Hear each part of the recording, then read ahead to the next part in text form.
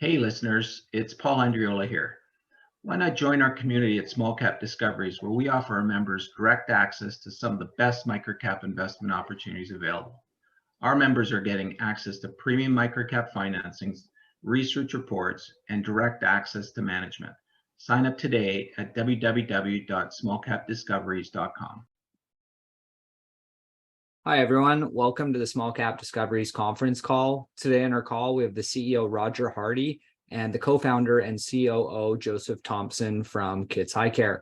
Kits trades on the TSX exchange under the symbol KITS and on the OTC under KTYCF. The company is currently trading at $2.55 with roughly 31 million shares outstanding, or about an $80 million market cap. I'd now like to hand it over to Paul Andriola. Hey, thanks a lot, Trevor. Yes, great to have Roger and Joseph back with us. Kits just announced their Q3 numbers, very solid growth in pretty well all the metrics that we follow. So we thought it'd be timely to get the guys back and sort of give us a lay of the land as far as the Q3 numbers and more importantly, what they sort of expect to see as far as the business going forward as well. So Joseph, I understand you're going to take the reins today. You've got a presentation. Why don't you, start your presentation and just remind everybody what Kits is all about. Thanks, Paul. Yeah, no, great to be here. And we were happy a couple of weeks ago, as you said, to announce our Q3 earnings. So Kits is an eye care company focused on building a brand for the customers of today. We manufacture all glasses ourselves onshore. We provide glasses and contact lenses throughout North America. Roger, Sabrina, and I launched Kits in 2018. The business has grown fairly rapidly, approaching $100 million in sales run rate in about 4 years' time. And as you mentioned, we listed on the Toronto Stock Exchange in 2021. Since that time, we've been actively building our eyeglasses business, our vertically integrated eyeglass business, and continue to pursue the highest net promoter score in the optical category. Why don't I cover a couple of the Q3 highlights and then we can jump into some discussion if that's all right, Paul. That'd be great. Yep. Okay, perfect.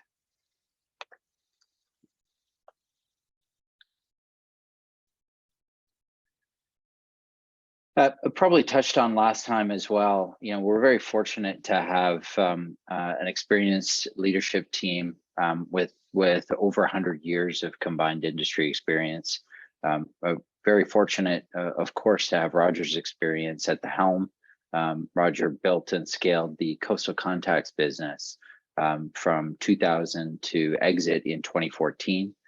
Which sold, was a NASDAQ listed stock and sold for about $450 million in an all cash deal.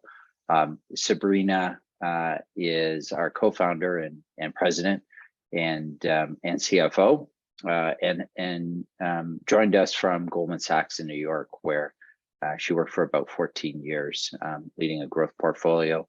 My background is at Procter & Gamble and Amazon. And Arshil has been in the optical industry for over 20 years. He built and scaled a big business called LD Vision, which we're fortunate enough to partner with in 2019. In addition, Stefan, Rob, Ty, and Z round out a team we're very proud to call teammates. So let's jump into our Q3 highlights. Revenue was up about 18%.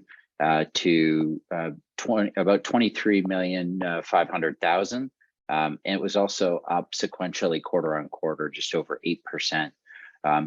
In broad strokes, we saw an increase on revenue when COVID hit in 2020, in Q2 2020, and then counter to the market where we saw a number of consumer names grow and then decline after COVID. We're able to hold on to all of that revenue and are now seeing a sequential growth phase that we believe we're right at the inflection point of now.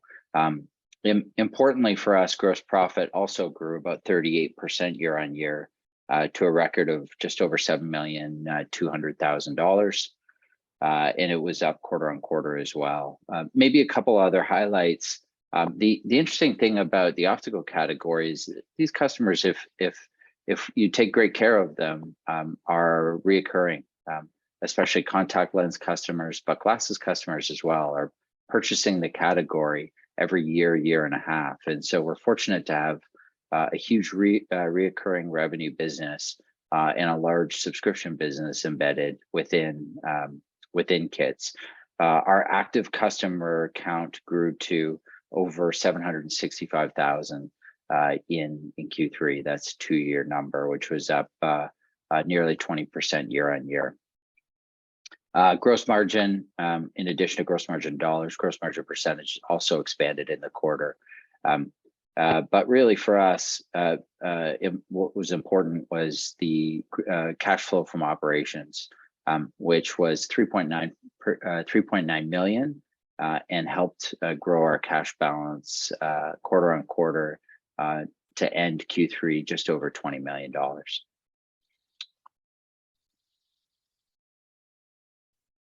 And in addition to the business results, we're also seeing awareness for the Kits name increase in the marketplace. So we see year on year, the brand search, organic brand searches as provided to us by Google increased about 64% year on year, while the rest of the market was either flat or declining. So we think that we think this is really encouraging for the year ahead as more folks become aware of the Kits brand. Importantly, our glasses business has really been powering a lot of the growth, and that glasses growth, as you see here on the slide, of over 100% versus prior year, is coming as marketing as a percentage of revenue is flat to declining both quarter on quarter and year on year, and that's really boosted by a lot of word of mouth that we're seeing in the industry, or we're seeing on our business, and an industry-leading customer acquisition cost of about $21. We do sell a number of brands of glasses: Tom Ford, Gucci, Ray-Ban, but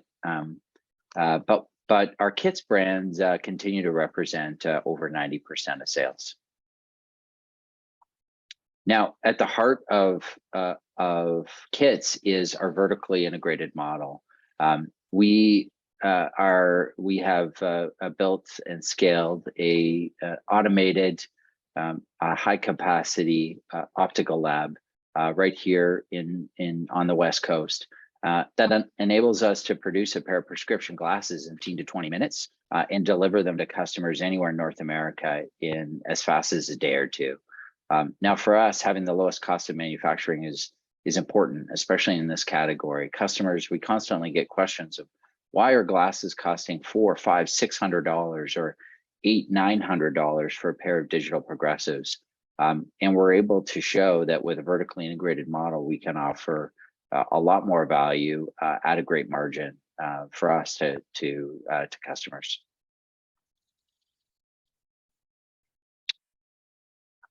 Now, we are seeing both revenue and gross margin dollars increase, which, you know, the business and the industry really stabilized for a little bit after the onset of the pandemic and some bulk buying in the industry.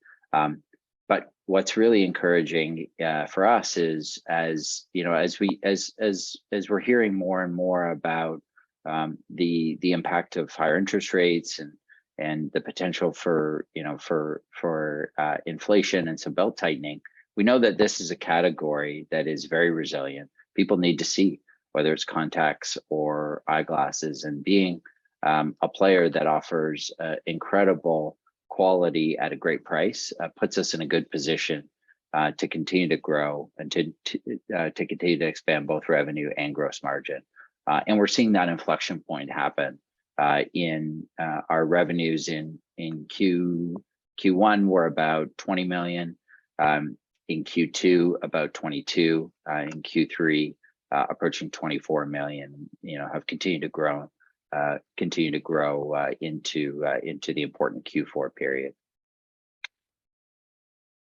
Paul, why don't I stop there? I think those are really the highlights of the business and our most recent results. But I'd love to hear if there's anything else you'd like to cover, if there's any questions. Absolutely. No, I appreciate it. And just a reminder to anybody that's with us today, if you've got questions for Joseph, please just let me know and I'll ask him. Use the chat function that's available there. Joe, one of the things clearly, margin improvement, especially in these days of higher inflation, what is really driving that? Clearly, as you get higher revenues, you'd expect margins, some sort of efficiencies to help. But where are you seeing the improvements? Yeah, our so margins are improving both on contact lenses, as you mentioned, with the benefits of scale, but importantly in the glasses, on the glasses business as well, as we see customers coming back to order a second pair and a third. They're adding more lens options in as our digital progressive business continues to grow. We're seeing that as an opportunity to grow margins as well. Mm-hmm. What I love about your business is that you're so dependent on your customers to do the marketing for you, and as you grow your customer base, it seems like it's just you got that exponential benefit. What do you do to encourage that more, or what's making it work? I guess what's the secret sauce there that everybody continues to sort of recommend what you guys are doing? The secret sauce, Paul, is really not that secret. It's at the heart of what we do is net promoter scores and taking great care of customers. And so if a customer comes to kits.com or kits.ca in Canada, orders a pair of prescription glasses, and they're delighted with the selection, they're delighted with the price that they pay for that.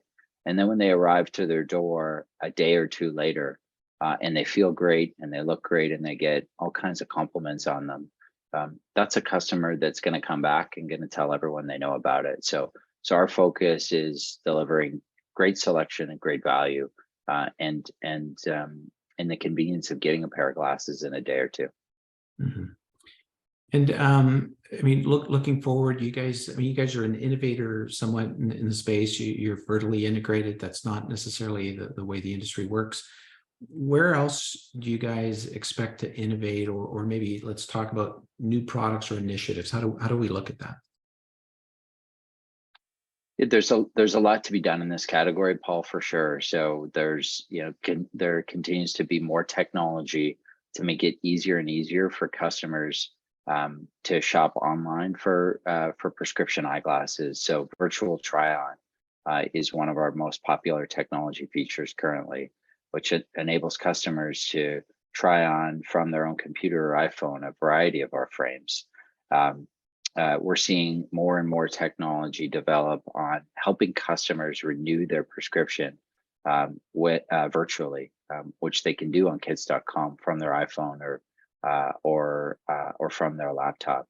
And instead of having to drive to the optometrist, book something weeks in advance, they can do it in 5-10 minutes. We think this is really just the beginning of technology coming into the optical category. Mm-hmm. And you got a healthy balance sheet. You got, I think it's just over $20 million in cash. You guys are basically breaking even right now. What do you do with the cash? I think good question, Paul. I think over the past 6 months, we've really been focused on driving our growth from our own operations, so funding our own growth. And so now that we have hit that level on about 2 quarters in a row now, now we're excited about growth potentials, and so we're seeing more growth in glasses. The benefit of our model in the business and the investments that we've made over the last year and a half are that most of the CapEx has been invested already in the lab. The lab is built. It's got lots of room for capacity while we continue to grow. And so we're just very aware potential opportunities for growth, but also conscious in this environment that we do want to continue to have a healthy balance sheet, so that we can be opportunistic when opportunities arise. Mm-hmm. And I mean, certainly the last couple of years has been challenging for a lot of businesses, but going forward, we've got inflationary pressures, we've got interest rates. What challenges do you see the business still facing going forward? There's definitely always challenges. I think the supply chain has definitely impacted us as it's impacted everyone. We've been fortunate to have an onshore operation and to do the manufacturing ourselves, and so we have seen some lead times increase from 2 to 3 weeks on average that we saw pre-pandemic up to 8 to 10 weeks. But on the inflationary pressures, as you pointed out early, the benefits of scale and growth in an exciting industry like opticals largely offset the inflationary pressures. But we're still very, very aware of that those could continue, and we're very aware of the supply chain environment. Fortunately, it seems to be improving a little bit. But gosh, it certainly is nice to have a facility onshore and be able to serve customers in a day or two and not have to worry about getting their product across an ocean. Mm-hmm. No question about that. Now, sort of back to your call it your income statement. A lot of companies, when they hit that inflection point, that sort of break even, you guys start making a little bit of money. Do you focus on profit or do you focus on growth? How would an investor sort of get in your brain and think of those two things? Yeah, I mean, maybe I'll jump in. Joe was doing such a great job. I didn't want to interrupt him along the way, but True. I think, Paul, our view is the category remains, very compelling. Our hypothesis when we started was that healthcare and technology, there needed to be innovation in the category, and so as we, created the business to be at the sort of center of where healthcare meets technology, there's lots still to do. So it's compelling. From an innovation standpoint, we think that, like Joe said, being a direct provider with a differentiated model like we have, where we're doing the manufacturing ourselves, controlling, the quality of the product, the quality of the service, the quality of every interaction our customers have. We think that we're creating a real wow for customers that does drive growth organically. And we're continuing to look for opportunities to consolidate other players. So to the extent we could find other players at the right price, we do have cash on the balance sheet. Our business is producing cash, so we've got lots of opportunity from here. I think the team has really been outperforming, I would say, the sector. It's been outperforming the category because our model is more efficient. It's outperforming consumer, it's outperforming e-commerce, and our growth has been accelerating. So we feel like we got the model right. I saw one of the questions around the guidance. I think 2 quarters ago we came out and said we're probably about 2 quarters behind, just really driven by the COVID. I can't remember even which variant it was, Delta or, in Q1 and Q2, that just sort of slowed, I think, business in general. So we came on fairly strongly at that point, and I think the company's been performing, since then. So from Q3 onwards, I think we've kind of hit that run rate and feeling good about that accelerating growth. Fantastic. Well, listen, I mean, you mentioned some of the questions coming in. Why don't we jump on some of these questions and see what we can do here. So I got a question that says, 2-year active customers have been increasing over 20% in the last 2 years. Are you finding customers sticky in this environment? I think and I think, Joe, we've broken out that our customers are the stickiest in the category. Quite a bit more, you guys say sticking, we'd say recurring, loyal. We've got a very strong annuity base of customers. So our customers tend to repeat at a 100% rate within 24 months. So it's a, that kind of gives us a steady stream of annuity. Joe, anything you want to add there? Yeah, and I'll pull up the slide you're referencing here, and so it's closely followed by Net Promoter Score, NPS. We look very much at the stickiness of customers in this segment, and been delighted so far at the retention rates that we've seen. As Roger mentioned, outperforming both the category and even outperforming some other growth names that you've seen in optical. Yeah, no, it definitely very impressive. And then you mentioned guidance here. Are you sticking to the year 22 110 million to 120 million revenue guidance?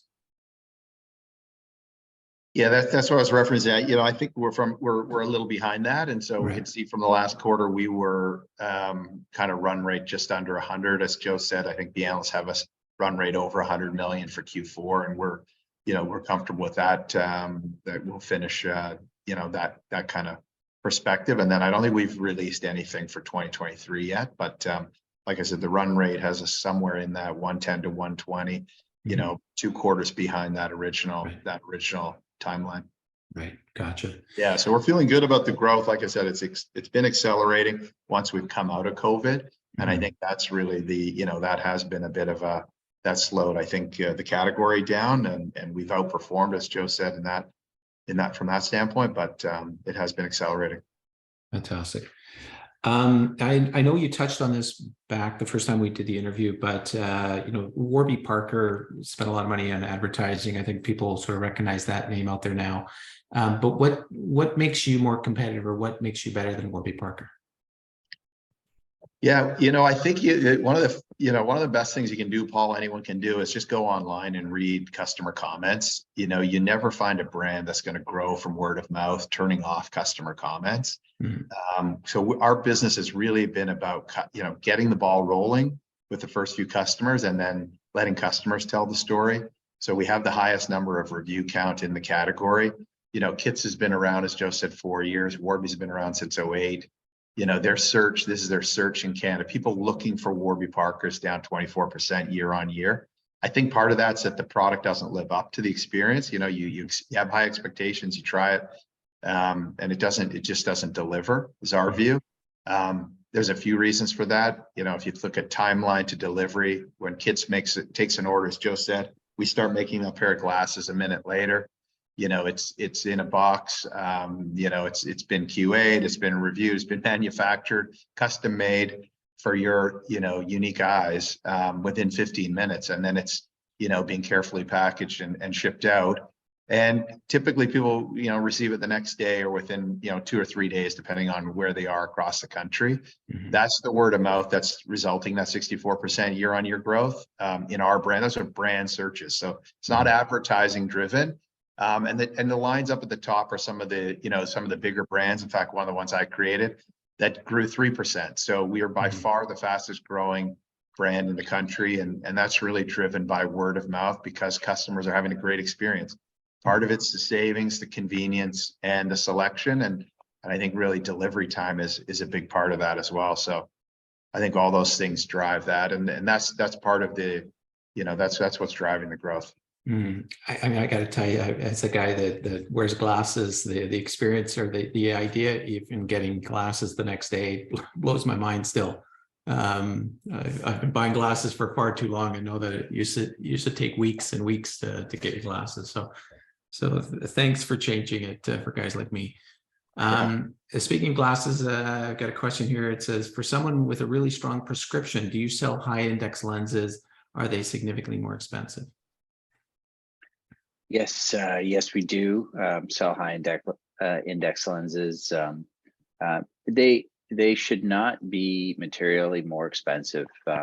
We can make a high prescription lens, but we also offer the opportunity. Some customers prefer a very thin lens, 167 lens instead of a 150, and so we have the full breadth of lens options. A number of brick and mortar providers charge a couple $100 extra for for a high index lens. Because we're doing the manufacturing ourselves, and because we're sourcing all the raw material lens pucks ourselves, we're able to pass that on at 70 to 90%, and often even more than that in savings versus what the customer will find elsewhere. Paul, we always thought it was a cruel thing in this category that, and I didn't see who asked the question, but that the people who need our service most seem to get punished the most. Right. They tend to charge more for a higher prescription in the category, and we've really tried to get everything down to its constituent costs, and because we have such high volume, because we're doing it ourselves, we think that we can get it as efficient as possible. So we try not to penalize the people who need us most, and and the delivery again remains fairly unique in the category. How quickly we can make a pair of digital progressives. We have a dry lab and a vacuum packed lab that does these digital progressives. Really quite impressive. If anybody's in Vancouver at some point wants to come out and have a walk through, we've made a significant investment in that lab, making it, as Joe said, onshore, which others have taken it offshore to save cost, which reduces the delivery time. It's unique to be bringing it onshore, to be out, delivering better service, higher quality, doing it faster and at a lower price. So, we're pretty sure 2 out of 3 of these would really impact the category. And I think feels like we've got, 3 or 4 of them that are really driving the business. Mm-hmm. Is there any part of this segment, is there any sort of product that you don't offer that sort of maybe the brick and mortar service offers? Maybe that's one way of putting it. No, I think the legacy, difference in the legacy model with the store footprint, from our standpoint, is that the store is a fairly large investment for some of the other players. And the same way in my previous business, we were innovating in that we had online and store. Our view is that, the category is going to move more and more towards, you just don't want to be standing in a store waiting to grab, waiting to try on a pair of Ray-Ban that you already know fits, or a pair of kits that you already know fits. So I think as people become more and more comfortable ordering glasses online, they know the size is right inside the frame.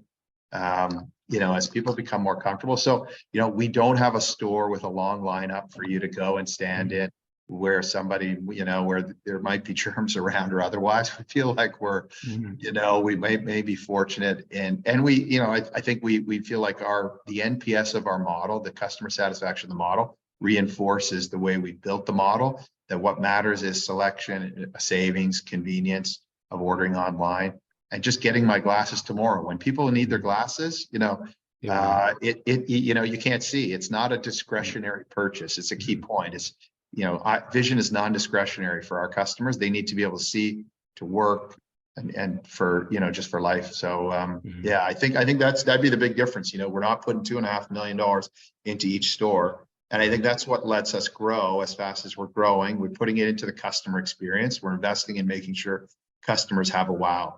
And I think that's, for us, what's gonna be one of the big differentiators. And it's leading to the, like I said, outperforming the category, outperforming competitors like Warby Parker significantly, outperforming other competitors like we mentioned on the graph there. So yeah, it seems like we're in the right space with the right model. Yeah, I agreed there. Okay, next question. What impact has Green Shield had on your growth? What percentage of sales are they so far? Yeah, Paul, we don't break out our insurance partners specifically at this point, but what I can tell you is it's been the Green Shield's partner. We have partnership with a couple of the insurance providers, and Green Shields is the latest. It's been the most exciting so far. The way that this partnership works is we have a direct API connection in for Green Shield's customers, so they're able to come to Kits, log into their Green Shields account to see, I've got $200, $300, $400 left to spend that expires the end of December. So that takes the guesswork for the customer out of the purchase equation. But then, more importantly, they're able to purchase on Kits and not have any out-of-pocket expense if it's within their coverage. So they could find a pair of glasses, maybe two, cover all of their family's needs out of their plan, and then charge that directly on the Kits platform to their Green Shield account. And so we've had fantastic NPS feedback. It's early days in the partnership, but we love the unit economics that we're seeing, and we're just going to continue to invest in that partnership. But we don't break out the actual revenue model at this point. Gotcha. Fair enough. Okay, 60 to 70% of your business comes from the USA. Do you have any plans to expand business beyond North America? We think there's lots to do here. Paul's still a very small, less than 1% of the category in North America, so still lots to do here. And I'd say we're kind of heads down, trying to make sure that we own Canada, and then I would say we'll move into the States in a more direct way. I think we're still kind of just getting started. So we're year 4. It's one of the nice things about the category, Paul, is that it's just so big that you could be less than 1% and be at 100 million in 4 years, and look out at call it a 40-some billion dollar category in North America, and so lots of room for growth. With the disruptive model, it's one of the things you have to look for as an entrepreneur is what is the size of the market, and then and how much does it grow. We think it's that size. And obviously, if we're doing it at a lower price, you bring the market down, but we think consumption goes up. What we see is somebody that used to buy a pair of glasses once every 3 years is now buying a pair, for work, for home, for cottage, for activities, other activities. So, and having a pair of contacts for sports or for nights out. So, we think that consumption's going up in terms of what our customers are buying, even though price has gone down. So yeah, the TAM is quite impressive, and lots to do here in North America. Yeah, no, I agree with your comment there. Okay, so last question I'll ask here is, so contact lenses revenues have been flat year to date. Any thoughts on that? Yeah, I mean, I think when we did the IPO, we were very focused on eyeglasses. So we had a contact lens business. We said, we want to be a part of this eyeglass category. It's bigger.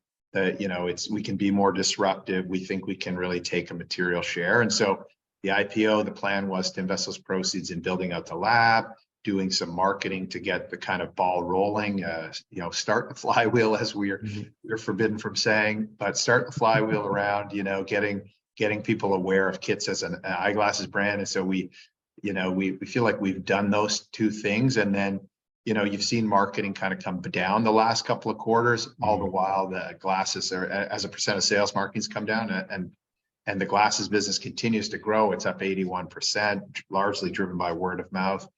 And the business continues to grow. So I think that's really going to be our, that's how I think of our focus. Well, perfect. I mean, I should make a statement here before we go. You've been a significant buyer of your stock. The stock, is dropped from where the IPO was done. You're a shrewd guy. You're in there buying. Tell us what you can about sort of your thoughts of the price and what investors should really be paying attention to here. Yeah, I mean, I think the category is compelling. So I kind of go like, category, team, timing, TAM, and I say to myself, the category is compelling.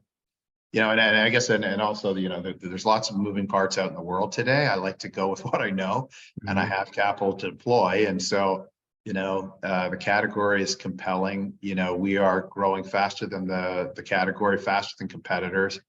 Our growth is accelerating. I think our team has really delivered. And, we touched on the team here slide a little bit, but, I'm very impressed by the team that we have here at Kits. And so, seeing what they've been accomplishing, and I feel like they're getting better and better. And so, I feel like that's one of the reasons I don't have any hesitation buying in. And I know what I sold Coastal for in 2014. And if anyone remembers, valuations since 14 to now have only gone up.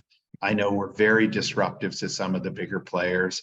And, I think we can build another $200 million business and sell for more than $500 million. I think we can do that all day long. So you'll have no trouble buying the stock at 250 and I'll, or wherever I bought it, 250, 260 last, and I'll keep doing it. And I think Joe touched on the cash on the balance sheet, plus this business. I mean, this is cheap with this type of recurring revenue business model and experienced team. I mean, you can all, it's easy to sell sales guys. So I'm always quite, I get pretty excited about what we're doing. And, I think you're right, Paul. I've had good success by going with what I know and tending to be heavily invested in that. And that's what I am. And that's what Joe is. And that's what Sabrina is. That's what Harshal is. That's what everybody in this slide is heavily invested, working diligently to deliver for for themselves, frankly, and also for shareholders. And, we are a big part of that float. 76% of the stock is held by management insiders. I think you'll see others in management be, coming on board more aggressively in the next year, because we've just got more certainty around our model and feeling quite good about the results. So hopefully that answers your question and didn't sound too too promotional, but I'm buying it because I believe, and I'm here grinding with this team, and I believe in them, and I believe in what we're doing. So yeah, it's good. I love it when a significant insider puts his money where his mouth is and sort of shows the rest of investors what they need to do. Look, I mean, exciting business. I love this type of business model. I think you guys are absolutely disrupting a stale industry, and I think you guys are showing that you're delivering on what you were promising. I think COVID disrupted a lot of industries, and to only be sort of behind the ball by 2 quarters, I think that says a lot about how well you're operating your business, and sounds like a lot of good things to look forward to. So listen, I appreciate the opportunity. Is there any parting words you want to give? That last statement said quite a bit, but anything else you want guys, everybody to leave with today? No, just thanks for taking the time. And, I think it's the Kit story is not a 1 quarter story, but, I think that we let it play out, and, I think investors are going to be happy. And, that's our expectation from our standpoint as well, why we're buying the stock and why we're working so diligently. So thanks so much, Paul, and everybody else for joining today. Maybe Joe has some other words he wants to say. Perfect place to close. Thanks, Paul. Awesome. Well, listen, thank you both. We've been speaking with CEO Roger Hardy and co-founder Joseph Thompson, Kits Eyecare, KITS on the TSX exchange. Guys, thanks for joining us, and listen, look forward to catching up with you possibly next quarter. Yeah, we'll look forward to it. Thank you. Thank you.